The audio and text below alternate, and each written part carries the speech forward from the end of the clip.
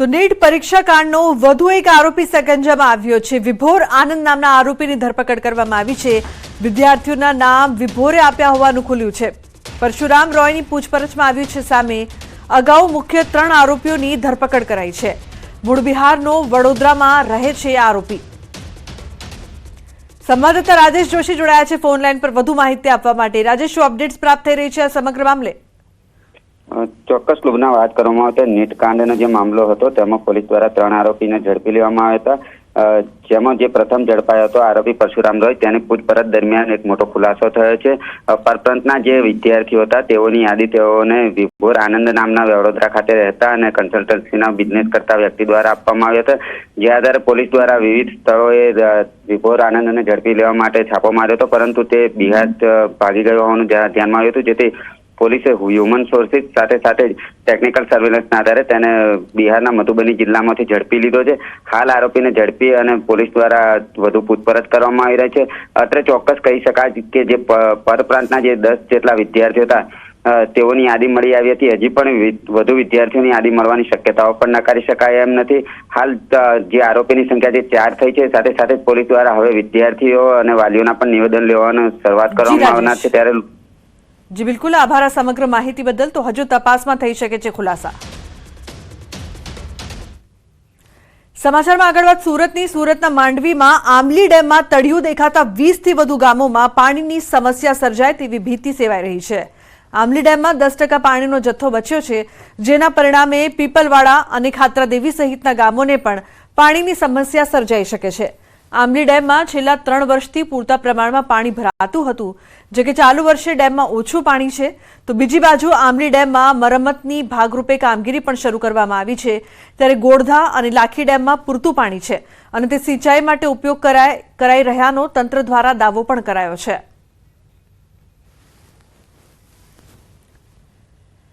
આમલી dam ખાતે આજ રોજ 1.25 MCM જેટલું ડેડ સ્ટોરેજ રહેલું છે, જે કુલ સંગ્રહ શક્તિના 10% જેટલું છે। દર વર્ષે ઉનાળાના સમયમાં 20 મેની આસપાસ ડેમનું પાણી દરેક 7 જેટલા રોટેશન આપ્યાથી પૂરું થઈ જાય છે।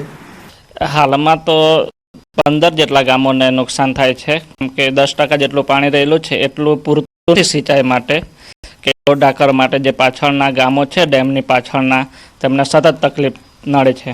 ડેમનું જે રિપેરિંગનું કામ ચાલી રહ્યું છે તો બધું પાણી ખેંચાઈ રહ્યું છે અને 10% પાણી બચ્યું છે। તો જો વરસાદનું પાણી પાછું ખેંચાઈ જાય તો અમારો જે પાક છે તે નિષ્ફળ જાય અને ગયા વર્ષે જે વરસાદ વરસ્યો હતો તે આખું પાણી ખેંચાઈ ગયું છે।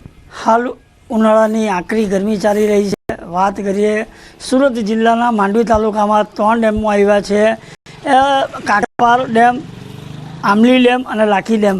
ખાસ કરીને વાત કરીએ તો આમલી ડેમની એની પૂર્ણતા સપાટી 117.80 મીટર ધરાવે છે।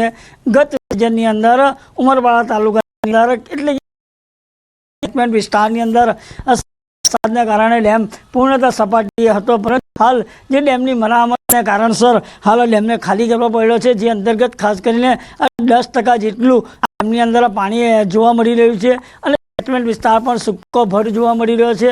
અને આ ડેમ અંતર્ગત જે આ સિંચાઈના પાણીના વપરાશ કરીને ખેડૂતો જે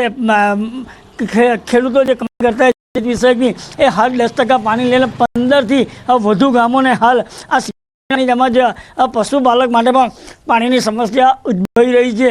અને હજુ આ 1 મહિનો સુધી હજી વરસાદ ખેંચાય તો ખેડૂતો પણ જણાવી રહ્યા છે કે અમારા પાકની અંદર લાગેલા પૈસા પણ ડૂબી જશે અને ખેડૂતોને જે પાક કર્યો છે સદંતર નિષ્ફળ જવામાં હાલ ખેડૂતો ભીતિ પણ જણાવી રહ્યા છે। કેતન પટેલ, ન્યૂઝ 18 ગુજરાતી, આમલી ડેમ, સુરત। તો પાણીને લઈને ધોરાજીની જનતામાં રોષ જોવા મળી રહ્યો છે। 7 દિવસે પાણી આવતું હોવાથી લોકો વિફર્યા છે। દર 2 દિવસે પાણી વિતરણ કરવાની માંગ કરવામાં આવી રહી છે। ગંદુ પાણી આવતું હોવાનો સ્થાનિકોનો દાવો છે। ફોફળ ડેમ તેમજ ભાભર 2 ડેમમાં પાણીનો જથ્થો પૂરતો હોવા છતાં પાણીના ધારા જોવા મળી રહ્યા છે। દર 7 દિવસે પાણી આવતું હોય ધોરાજી શહેર ભાજપ મુખ્ય ચીફ ઓફિસરને પત્ર લખ્યો। પાણીની સમસ્યાને કારણે જો કોઈ આંદોલન થશે તો તેમની જવાબદારી લાગતા વળગતા અધિકારીની રહેશે।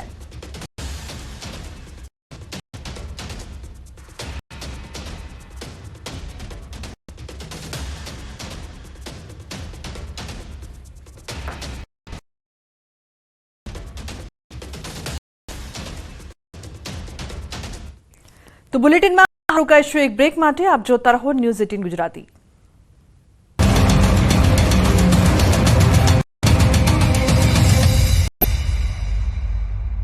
Charuset, 12 years of igniting success.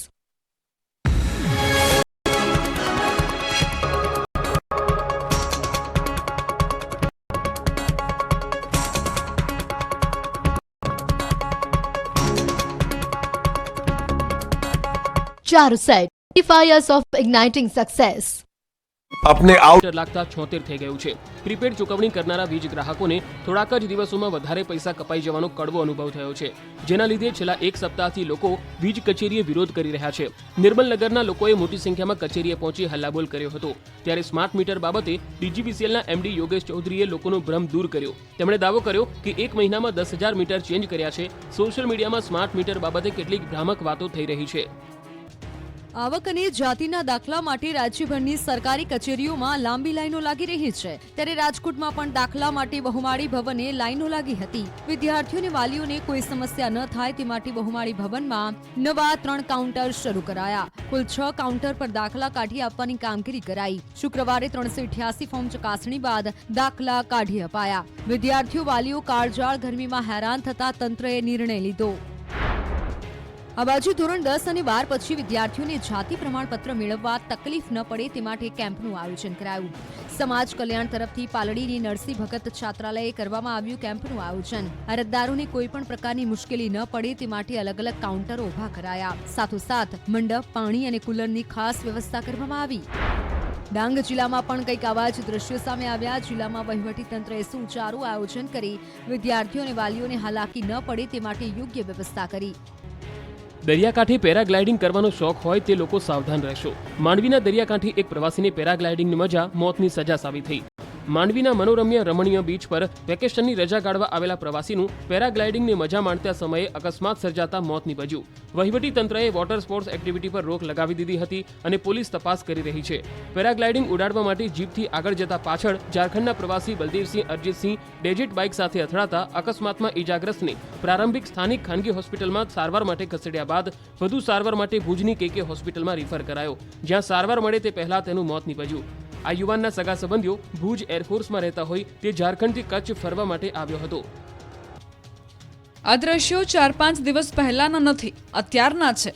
Morbi નગરની આળસનો આ જીવતો જાગતો પુરાવો છે. મોરબીમાં થોડા દિવસ પહેલા કમોસમી વરસાદ આવ્યો હતો. મોરબી